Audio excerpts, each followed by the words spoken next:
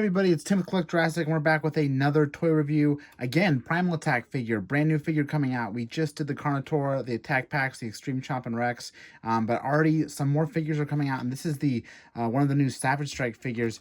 Actually, the only all-new figure that's coming out. There's repaints and repacks, which we'll get into a little bit in this review, but this is the Sauropelta figure, and you can see in the package, this packaging for Primal Attack always looks great, and the Sauropelta, it's kind of wedged up here back against the wall, but yeah, we'll get the figure out and get a good look at it and kind of realize it in all its glory. So, but let's go ahead and look a little bit closer at the packaging here. Again, in that Primal Attack packaging that we really like with the fences and the sunset and everything. So still looks great here. Elsewhere on the box, one thing I really like is it has this kind of nifty little blue Jurassic World logo that some of the other Primal Attack figure packaging didn't have. So nice little touch there. Elsewhere on the back, we have the the illustration of the action attack happening. Sorry, the Savage Strike, or as they say here, Spike Strike, with that sort of blue digital, kind of aesthetic. A lot of these new Primal Attack figures have on the back. We also have a peek at the three other figures in this wave, which is Jumping Blue, Tape Jara, and Velociraptor Charlie. Wish I could have got Charlie for this review, but I couldn't get it in time. But the other two figures are straight up repacks. I think the scan codes are new, but the figures themselves are not new. But let's talk about Sauropelta, because this is an all-new figure. I think we need to get it out of the box to actually do this one justice. So I'm going to go ahead and get my knife out here, and we'll go ahead and break this dinosaur free very carefully here on camera, as I don't want to damage... Oh, that one just kind of came right out. I don't want to damage anything, which is always a little bit of a trick on camera, but we'll go ahead and do it. So there's one leg out. Go ahead and cut the body out as carefully as we can. Almost there. One more cut and we are free. All right, so let's go ahead and pose this. First look at this figure. Cool. Get the knife away. There it is, Sauropelta.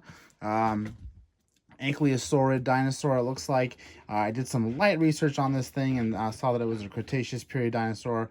Just wanted to confirm that it was an Ankylosaurid after all. But, oh yeah, I'm having kind of like a raw reaction to this. I was ready to go into this review and really kind of talk about the cartooniness of this figure, but really seeing it out of the box and everything, seeing how the light hits the plastic, I'm actually quite surprised with it and quite happy with it, actually. So let's go ahead and talk about the sculpt on Sauropelta here first. So all new sculpt, obviously.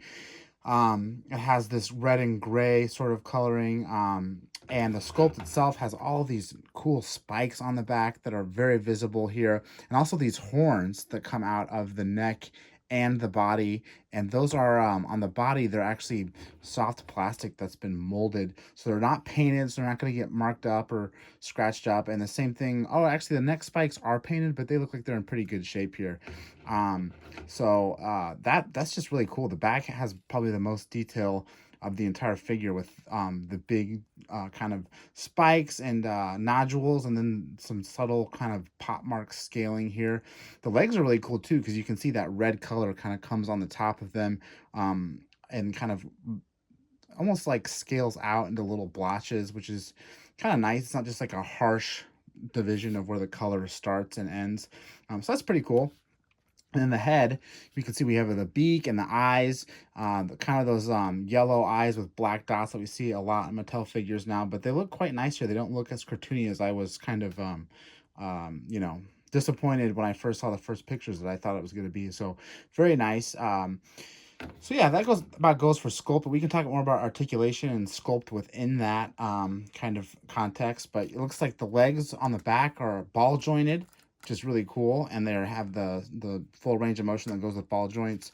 The front look like they're sort of like on a back and forth and swivel hinge, so you can kind of do you can kind of make them lay down almost with that articulation. So that's pretty cool that they have that in. It's not just a back and forth hinge, but the legs actually have some real range of motion. And then what I think is really interesting is the neck. We actually have two ranges of motion on the neck. We have a joint here, kind of where the neck meets the body, where the figure kind of rotates there. Then the head itself is on another joint. So you can kind of do two kinds of stages of neck articulation where you can kind of look left and look right, and you have two different joints in order to pose the dinosaur with that. But we can't talk about articulation without talking about the actual Savage Strike feature of this figure, which if you've seen pictures, you know they always have the figure being held like this and moved, which doesn't really illustrate it very well. But if I put it on the table here and do it, you can see that when you yeah, see, you kind of almost have to have him have his front legs off the ground in order to do it. So he kind of moves like that. This whole front torso moves when you move the tail, or likewise.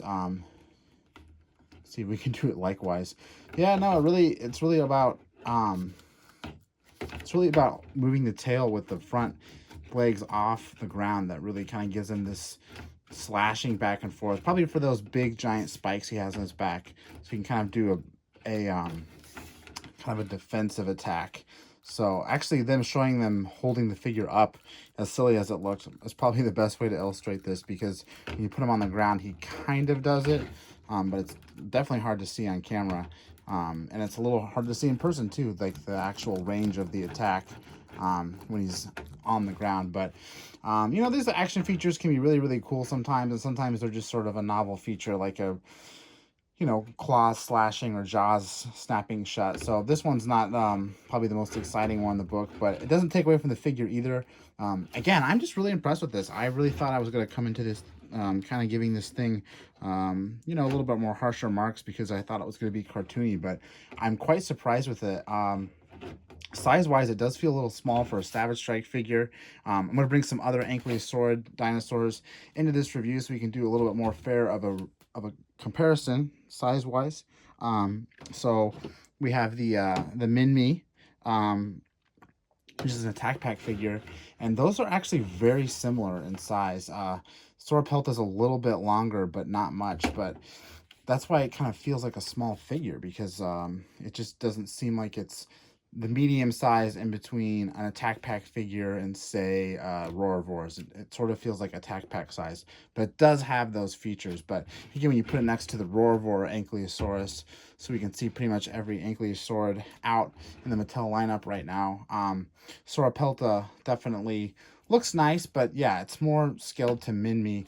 Next to Ankylosaur, it's a lot smaller, but if you look at the actual specs of this dinosaur in real life, it is true to scale. It's not too small. It's actually sized quite right. It's just kind of interesting that you're paying, you know, $8 for this one and $10 for this one, and this one just has a little bit more of an action feature, but really the same size figure. But we do see that sometimes with Mattel figures. I can think of like the Battle Damage Proceratosaurus, for one, was a very small figure, but it sold at the Battle Damage price point. So you know, just little tiny value things. It's just kind of worth noting, because this figure, when you get it, if you're planning on collecting it, you will think like, oh, this is kind of small for a Savage Strike figure. So you wouldn't be alone in thinking that. But yeah, it's really fun. The coloration on this guy is really fun too, especially when you look at all these other Ankylosaurids. It really pops out, and it's kind of a new colorway for the Mattel collection. You know, this sort of vibrant red all over. We don't really have a lot of figures that have that much of the red color splashed on them without, you know, splotching over that. Like the Carnotaurus obviously has got a lot of red on it, but this thing is like vibrant red without splotches on top of it. So kind of a new thing. So, but yeah, overall, I gotta say, this figure I'm pleasantly surprised with. I really like the extra neck articulation that you can do with this thing. I think it kind of gives it a lot of life and poses, which is really exciting. And detail-wise, you know, it has a lot of little tiny sculpt detail that helps it feel more realistic and less like a sort of cartoony, stylized version of the dinosaur. It does feel like a lot of love went into the sculpt to make it feel like a real animal. So definitely surprised by that, and definitely pleased by that. So yeah, all in all, definitely worth picking up. Again, this is the only new Savage Strike figure that's coming out in this first wave. We also have the Tape Jara and the Jumping Blue, which we probably won't ever talk about on this channel because those are straight up old figures that have been repackaged. But also you get that Velociraptor Charlie, which is a repaint of the Savage Strike Blue that came out last year, which we'll definitely review on the channel most likely. when that does arrive. But really want to jump on Sauropelta here because it is an all new figure. So hope you enjoyed this little review of one figure. We tried to draw it out and go into it as much detail as we could. So hopefully you enjoyed that. But until next time, I'm Tim with Collect Jurassic, and thank you for watching.